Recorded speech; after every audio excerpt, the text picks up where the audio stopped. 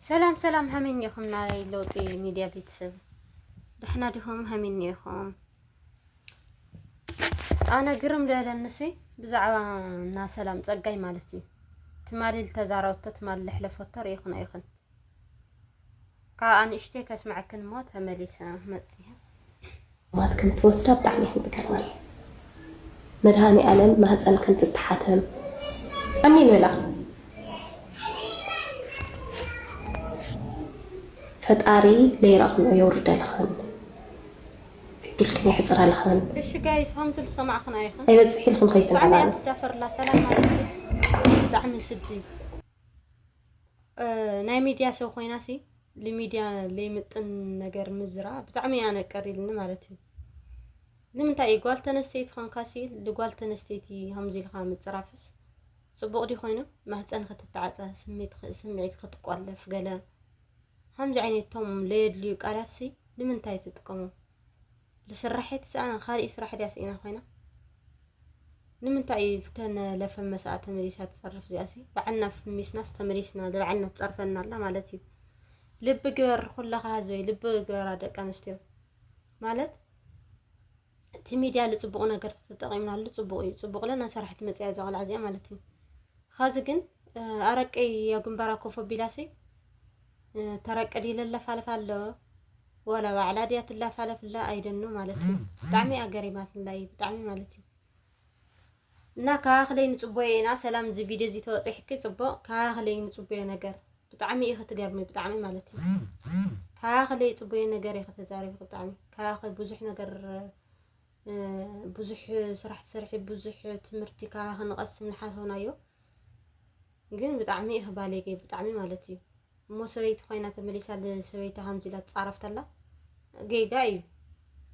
ንምንታይ خالي ጸርፍ ተስኢን ድዩ ወይም ሰብኣይ خلاص ጢም ከመሓስኪ ሓደ ናተን ለወሰዳ ጉድለት ይኾነ ሰብኣይ በአግባብ በዓልክ ትከናኸንዮ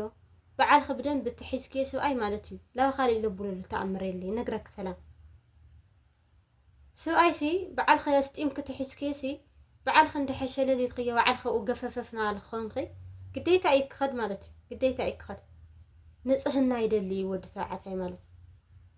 ሞያ ይደሊ ወድ ተባዕታይ ማለት ብዙሕ ነገር ይደሊ ወድ ተባዕታይ ማለት እዩ እንደሐስኸ ግን ጥሩም ዘራቂ እንደሐኮፈ ቢልክ ትውድ ኾንክስ ግዴታ ይክኸድ ለዛምሲ ምሳኺ እስካዕ ኸዝም ብሙጽ ንሕስ ብጣዕሚ ይዕድለኛ ማለት እዩ እንደሐስኻ ሃሪስኺ እዚ ስራሕ ትሉ ይኾንክ ሰብኣይኮ ንሽተን ክፍተት ይልሪ ማለት እዩ ሰብኣይ እና ሰብኣይ ኸዋላ ይውሰዳልኺ ውሽጥ ትገብርዮ ነርኪ ናይ ውሽጥ ገዛኺ ገበና ፕራይቬት ትገብርዮ ነርኪ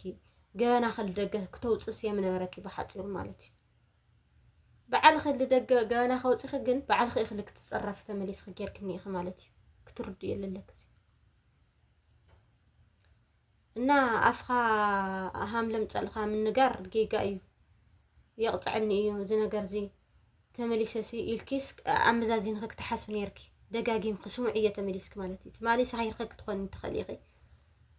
ለው ማዓትሲ ተመሊስክ ስሙዕዮ ሞ ተመሊስክ ስሙዕዮ እንደየናይ ሃምልሕ ፍረክ ማለት እዩ ብጣዕሚ እክተጋጊ ክሰላ ኣነ ብጣዕሚ ተሰሚዕኒ ብጣዕሚ ማለት እዩ ብፌስቡክ ሰሪሕልኪ ብቲክቶክ ሰሪሕልኪ خازله ልነግረክ ለኹ ተመሊስኪ ቅርታ ክትልየን ይለለክልተን ደቀ ነስትዮ ልተን ደቀ ነስትዮ ሃም አይል ክልጸረፍክየን ማንም ትውሰደልኺ ማንም ብዘይገድስ ማለት እዩ ግን ተካኣፍኺ ቃል ለውጻኽያ ዘሕማቕ ዛ ጸያፍ ቃል ካኣፍኺ ለውጻኽያ ግን ይቅርታ ክትብል ይልግበክል ደቀ ነስትዮ ማለት እዩ ደቀ ነስትዮ ወኪል ኢል ዛረብ ክለኻና ማህፀነን ይቆለፍ ስምዒ ምን ይኽስ ክፈጣር ዲኺ ምን ይኺ ምን ዓጻው ምን ከፋቲት ጌርክ እዩ ማህፀነን ይተዓጸፍ ነግረክ ካፍት ተዛረኽዮ ማለት እዩ ስኺ ቆላፊት ይኹንኪ ስኺ ወሳኒት ይኹንኪ ኣብ ህይወት ሰብ ማለት ግን ሕማቕ ትርፊ ዘረባ ኢኺ የትሪፍክኒ ኢኺ ቂም ኢኺ ትሪፍክኒ ኢኺ ምስ ደቂ ኣንስትዮ ማለት ኣንሕና ናተኸታተልናኪ በዓልና ፍሚስና ተመሊስካ ከምዚ ክትጸርፍና ተለኽላ ኣና ብጣዕሚ ኢኺ ጌገኛ ብጣዕሚ ማለት እዩ ተጋጊኺ ኢኺ ኣነ ካብዚ ላዕሊ ክዛረባ ይደሊ ኣስተኻኽልዮ ይቅርታ ልል ደቂ ኣንስትዮ እስክመን ብምኻን ኢኺ ወይስ ናቱ ኑሮ ውድነት ዲ ቦስ ጨውጫ ይብለክሎ ኣነ ብጣዕሚ ኢኺ እንትገርማኒ أوز سعود نيركن عد عرب نيركن منام سعد تأتات اللي خنس اسخطر حيكون كفاية زوي قالوا خالتون هم شرفتي هم زي لمبد بدكن مالتي تعي خن فنكن بدعمي القربنا أنا تعي تشجر خن هم زي خن تبد بدا نورو ودنا ديهون نورو تخون لا تمريس خن نعنا مو فوتينا يخون نبزي إحنا نحط لنا شنتيت تمريس خن نعنا أوز حس أوز خن كن لا يتيب خن مسرح تخلي خن تلي خن لا أنا سي حدا جانا نا عدنا تشجري أخلنا إذا ختم أي تباسج أنا سوك سمع الخن يخن حق أي فيديو تصرح لخن